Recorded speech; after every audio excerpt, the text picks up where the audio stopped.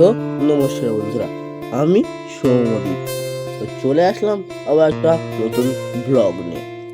তো আজ প্রচুর বৃষ্টি হচ্ছিল, সেই কারণে আমি বাইরে বেরোতে পারিনি। তারপর ঘরেই বসে পড়লাম বই নিয়ে। তারপর পড়া থেকে উঠে আমি ভাবলাম বাইরে তো যাওয়া যাচ্ছে না, তাই ডিম ভেজে নিই। এই প্রথমবার না, আগেও ডিম ভেজেছি, কিন্তু অত ভালো করে ভাজতে পারিনি। এবারটা একটু ভালো করে ট্রাই করব।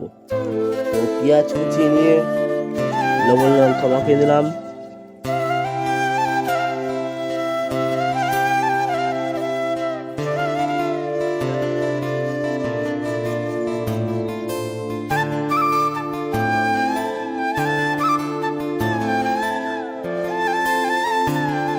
ভালো করে সব পেঁয়াজ কুচিয়ে দিলাম।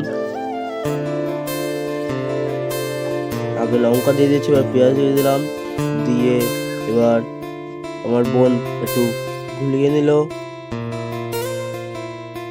তারপর রেডি হয়ে গেল আমাদের ডিম ভাজা। এই যে ফাইনালি তৈরি হয়ে গেছে আমাদের ডিম ভাজা। তারপর আমি আর আমার বোন চলে গেছিলাম বৃষ্টি কমার কারণে মা বাড়ি, কিন্তু সেখানে গিয়ে দেখলাম এই জিনিসটি। তারপর চলে আসলাম একা একা বাড়ি, কেন কি আমার বোন সেখানে থাকবে কিছুক্ষণ। আর ঠান্ডা লেগেছিল, সেই কারণে আমি তাকাতে পারছিলাম না, তাই ভিডিওটা বানাতে অসুবিধা হচ্ছিল। তারপর বাড়ি এসে বসে বললাম বই পড়তে। তো আজ ভিডিওটা এখানে শেষ করছি। তো এতক্ষণ অপেক্ষা করার জন্য ধন্যবাদ। দেখা হচ্ছে পরে ভিডিও, ততক্ষণের জন্য বাই।